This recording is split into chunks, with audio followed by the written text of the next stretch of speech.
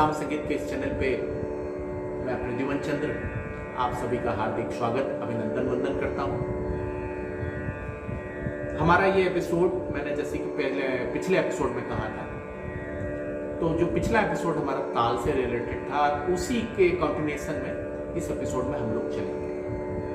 पिछले एपिसोड में जैसे मैंने बताया था आपको कि तालें, चाहे उत्तर भारतीय शास्त्रीय संगीत हो या दक्षिण भारतीय शास्त्रीय संगीत, तो ताल किसी गाने बजाने की, जो भी गाना बजाना है, चाहे वेस्टर्न हो कोई भी, उसकी जान है। और तालें कई तरह की हैं। उन्हीं तालों में से कुछ तालों को मैंने पिछले एपिसोड में बताने का प्रयास किया था। आज हम लोग उन तालों में से एक ताल को लेके उसमें किस तरह से हम अलंकार पिरो सकते हैं, ठीक है, ये देखेंगे, सीखेंगे। तो ताल है झपताल। बोल तो आपको मालूम है ना, धी ना धी धी ना ती ना धी धी ना धी, ठीक है। यानी कि खाली सम से हमारा शुरू होता है और बीच में 10 मात्रा की ये ताल है। सम से शुरू होता है, फिर हमारा दूसरी ताली, फिर खाली, फिर तीसरी ताली, इस तरह से हमारा है। और इलेक्ट्रॉनिक तबले पे हम लोग ताल देखेंगे और उसके बाद उसको किस तरह से हम पिरो सकते हैं अपने अलंकार में, इसको हम लोग देखेंगे। तो आइए एक बार पहले मैं बजा के आपको दिखाता हूँ, उसके बाद फिर मैं इसको आपको ओरली बताऊंगा।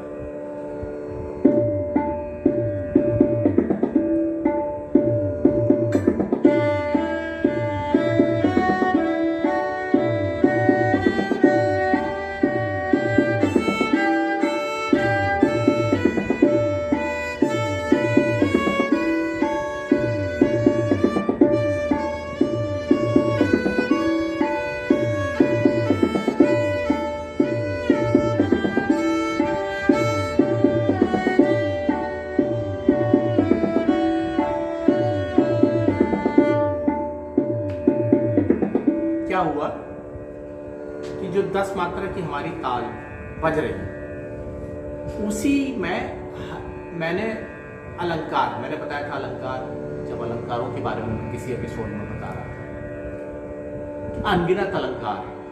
अलंकारों का काम है शोभा बढ़ाना, किसी गाने बजाने।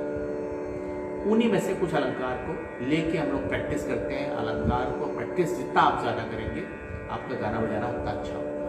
तो उसी अलंकार को हम लोगों ने झपताल में पिरोया।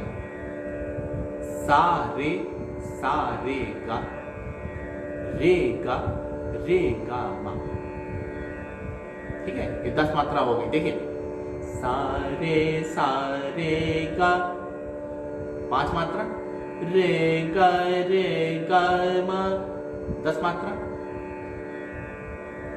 ये अलंकार तो कोई भी हो सकता है। इसी को हम लोग अगर 3 ताल बजा रहे होते करते, सा रे गा मा पा धा नी सा, सा रे दा पा मा गा रे सा। थोड़ा सा मुझे जुकाम है यार, तो थोड़ा सा मेरी आवाज गड़बड़ निकल रही है, लेकिन हमें तो, मेरा उद्देश्य तो आपको सिखाना बता रहा है।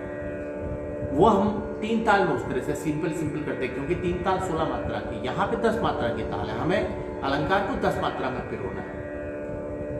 तो वो पिरोने के लिए क्या कर रहे हैं, तो हमने वो अलंकार सेम है, देखिए, आरोह अवरोह सेम है। हम गा तो वही रहे ना, सारे गामा पाधा नी सा, सा नी धा पा मा गा रे सा, लेकिन थोड़ा सा चेंज किया है। क्या? सारे गा मा, ठीक है।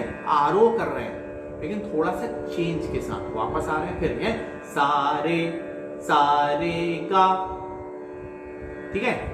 फिर वापस आए रे गा मा। तो अलंकार के रूप को चेंज करके हमने उस झप ताल में पिरोया। और इस तरह से तमाम अलंकार आप बना सकते हैं प्रैक्टिस के लिए, फॉर प्रैक्टिस। ताल को सीखना है तो आपको ताल के साथ बैठना पड़ेगा रोजाना 20-20 मिनट, आधा घंटा। क्योंकि आपके पास तो अब ये सुविधाएं हैं। पहले तो क्या होता था कि आज तो हालांकि महत्ता तो तबले की महत्ता आज भी है, तबला वादक की महत्ता, लेकिन जब आपको प्रैक्टिस करना है घर पे, तो आप इलेक्ट्रॉनिक तबले का यूज करें। जब प्रोग्राम पे बजाना है तो तबला वादक जो है उनकी आप सहायता लीजिए, उनकी सेवा लीजिए। लेकिन जब आपको प्रैक्टिस करना है, क्योंकि इलेक्ट्रॉनिक तबला है, थकेगा नहीं, जितना चाहे आप प्रैक्टिस करिए।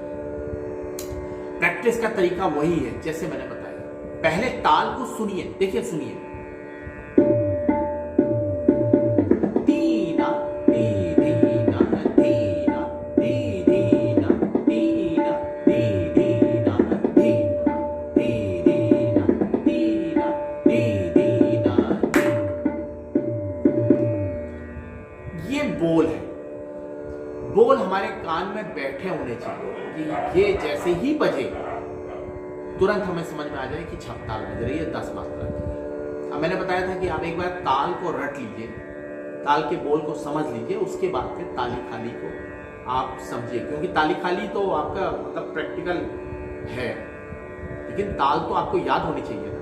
पहले तो ताल के बोल याद होंगे तभी तो ताली खाली बजा पाएंगे। तो ये अब अलंकार को हमने क्या किया, उसी में पिरोया है। सारे धीना, सारे का धी धीना है, रे गा तीना, रे गा मा ती तीना। अब वापसी कैसे अवरोह करेंगे, सायने सायने दा धीना ती धीना नीधा नीधा पा तीना धी धीना।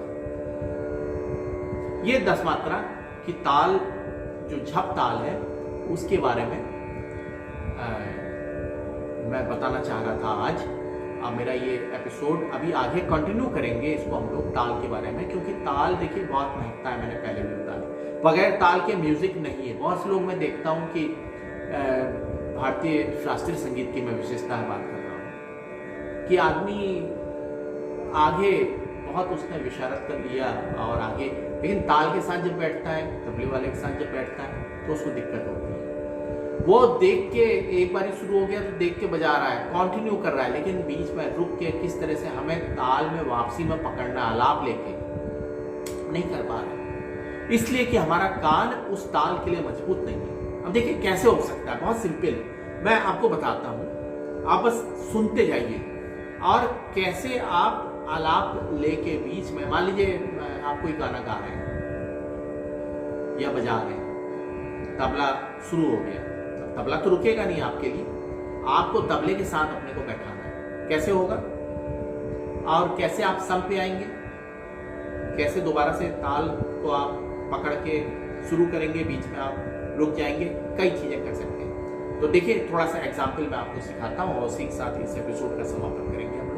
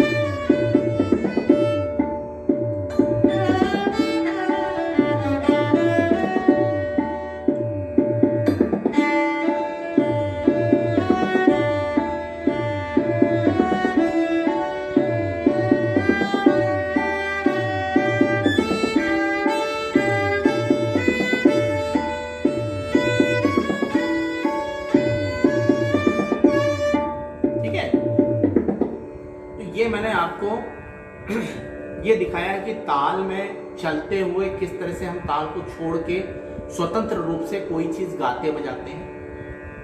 मतलब वो चीज ताल के अंदर रहते हुए भी तालबद्ध नहीं हो। जैसे ता रा रा रा रा रा रे रे, ये अभी हम गा रहे हैं, तालबद्ध गा रहे हैं। अब क्या करेंगे, ताल बज रही है, ताल तो अपनी जगह बजती रहेगी।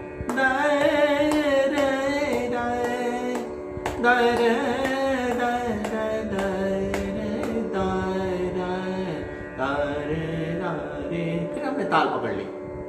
यही कमाल है, यही सीखना है। और जिस दिन आप ये सीख जाए, और बहुत आसान होता है, बस प्रैक्टिस आपको करना है। ताल के साथ बैठिए, ताल के साथ प्रैक्टिस करिए, और जब ये आप सीख जाएंगे तो बड़ा अच्छा लगेगा। आप कोई चीज गा रहे हैं, गाइए बजाइए स्वतंत्र रूप से बढ़िया से। उसके बाद आलाप गाइए, ताने गाइए, फिर ताल को पकड़ के वापस अपना बंदिश पे आ जाइए, फिर अपना ताल छोड़ के। तो इस तरह से यही तरीका है, यही क्रिएशन चलता रहता है। इसलिए कोई एक राग होता है, उसकी लाइनें तो 4 हैं, 2 स्थायी 2 अंतरा, लेकिन उसको गायक वादक 1 घंटा, कभी कभी 1.25 घंटा, 1.5 घंटा गाते हैं इसी तरह से। ठीक है, तो इन्हीं शब्दों के साथ इस एपिसोड को मैं यहीं पे समाप्त करूंगा। अगले एपिसोड में हम लोग इसी ताल के सब्जेक्ट को, ताल के विषय को हम लोग कंटिन्यू करेंगे। तब तक के लिए आज्ञा। Thank you.